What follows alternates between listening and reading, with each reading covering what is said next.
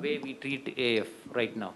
Yeah, definitely. I think Ibutylate is a drug which is like amiodarone. It's good for an acute conversion. Although acute conversion rates of Ibutylate, in my personal experience, are not as good as amiodarone, but it's supposed to be a safe drug. Particularly a patients who have a borderline blood pressures and you are not very keen on cardioverting them to start with, I think Ibutylate is a good drug. But as I told you, it's a short curve arrangement. It's like an adenosine for a SVT. Yeah, so when the patient, that is exactly. Yeah. See, you load amiodarone, you wait for. Yeah. It's an excellent drug for an acute conversion. If it works, I think it works close to 60 to 70% of the time. If it is a proximal AF without much of a structural issues, Ibutylate works nicely. While amiodarone may work on little more structural damaged heart also. Like when you are with amiodarone, I think if you have a dilated LA and a lot of these groups also respond. With Ibutylate, the patients who have a typical proximal AF, there's normal LA, first episode, second episode, they do extremely well. Second, your post-op atrial fibrillations, your post-acute like kind of a patient admitted with the sepsis and all that kind of. Only thing is you have to be careful about your QT interval. So you have to be, the patient has to be monitored very closely for QT interval because amiodarone does not cause that much of tossets. We know very well amiodarone, although prolongs QT, does not cause that much of tossets. So you have to be very careful. These patients has to be admitted. You cannot treat them like adenosine. So you have to keep them for 24 to 48 hours in the hospital. Otherwise, it's a nice drug. How does this post-op AF behave? Do they behave similarly like paroxysmal AF, slowly going it as a AF, or they are a different entity? See, post-op AF or AF secondary to a systemic disease, all these have a reversible component. So when you are going to reverse the primary cause for this atrial fibrillation, these patients do extremely well. So they like your post-MI atrial fibrillation, like you know post-MI atrial fibrillation is secondary to a raised left ventricular end-diastolic pressure or atrial infarction. So these patient movement you are going to treat, they are going to do really well. Most of the arrhythmias, all the arrhythmias literally, when they have a reversible component, they have to be reversed and you have to wait. If the patient has a structural disease, which ultimately lead to a post-op AF, it will come back after some time, then you can treat it like a AF which you usually treat. Otherwise, post-op AF is a trigger which has to be treated.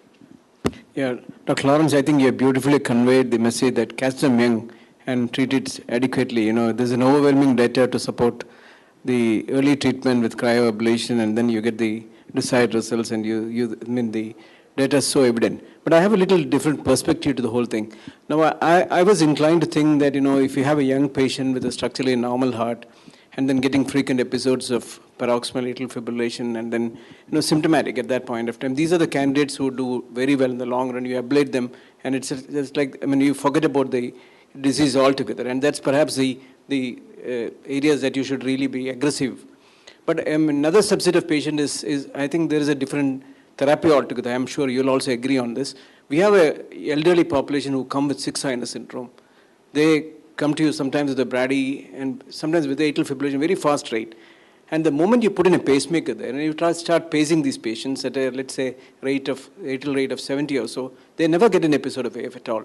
So I think it's a different scenario where, you know, you can offer a different therapy for atrial fibrillation. What's your take on that? Yeah, so like whenever I counsel a patient with typical tachybrady syndrome who present with signs of sinus nodal dysfunction along with atrial fibrillation, I always tell them that there is a possibility of two diseases in you. One is a pure sick sinus syndrome, which has a component of atrial fibrillation, which definitely will go off if I am going to pace your atrium.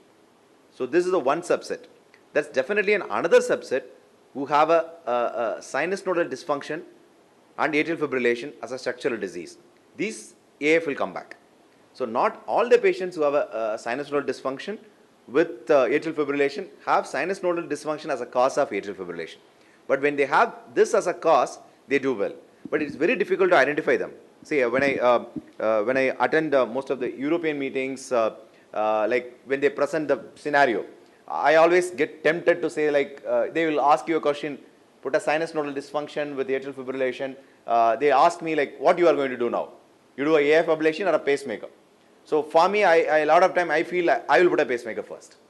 But most of the audience and most of the people who do radiofrequency ablation, I think Dr. Sibu also will somewhat towards that direction. They feel like ablating atrial fibrillation has value. Today we had a case, I think a doctor who has a clear-cut feature suggestive of tachybrady kind of a situation. We ablated that guy for an atrial fibrillation with a cryo today. I told him also, like, there's a possibility that you may require a pacemaker post, because I don't know how your sinus node is going to behave post RF. So you have to see his post RF ECG. All that sinus bradycardia all vanished. So slowly they improve, sinus node improves. But this is a different patient altogether. The sinus nodal depression in this patient is secondary to atrial fibrillation. The AF which is coming again and again, it's depressing his sinus node. So this man will not be benefited by a pacemaker with the atrial pacing. The AF will come. But if AF is a component of, as you told, a 75, 80-year-old male, female comes with a signs classical of a sinus nodal dysfunction and has an atrial fibrillation, I would never ablate that patient. I would just put a pacemaker and wait. And I would manage atrial fibrillation medically if it comes back. I feel that way. Like, I think we had enough discussion on that most of the times, and I see also a lot of my patients doing extremely well with this. Does the left atrial size matter when you choose patients for this cryoablation? And second thing is, how is cryoablation different from radiofrequency ablation? Is it different scenarios? I think we have a good talk by Sibu after this. Still, I will just mention it. Like, I think there is no clear-cut level at which you should not ablate atrial fibrillation. But you know very well, when you have reached a dilated LA and a permanent AF, your success rates are going to be dramatically low, but still in the range of 60 to 70% in most of the data.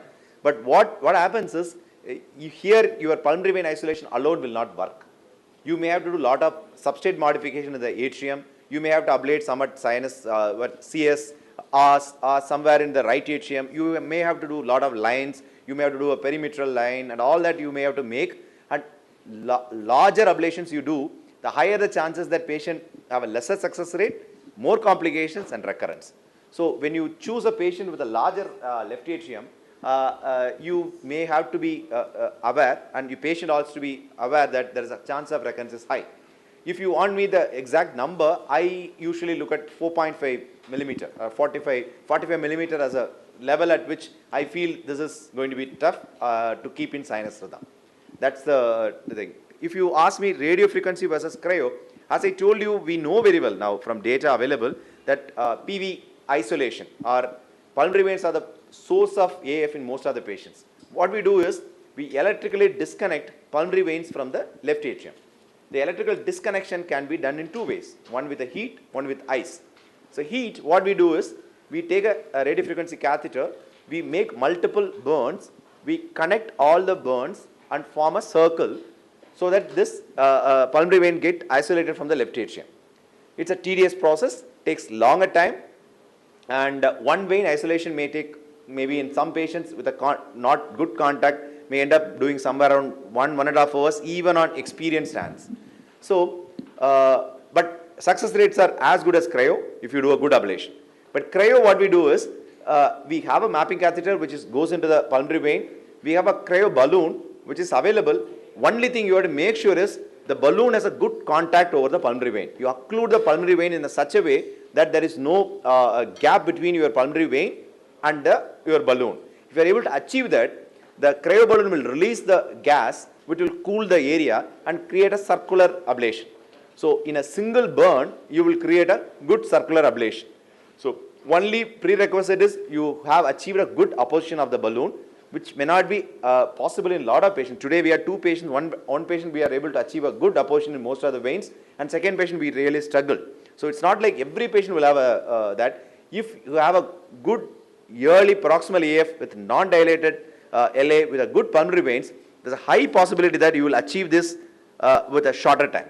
So cryo can make your AF ablation somewhere between 4 hours into a 45 minutes to 1 hour procedure. I think people like Sibu who regularly do, I think they will go in and come out in 45 minutes to 1 hour time. So it definitely cuts down your time. Always, like any cath lab procedure, we know very well the more you stay in, the higher the chances you develop a complication. So you stay lesser in the left atrium, short procedure time, safer, and results are as good as radiofrequency ablation. The non-inferiority trials have clearly shown that cryoablation is as good as radiofrequency ablation efficacy-wise, while all the complications are lesser with cryoablation when compared with radiofrequency.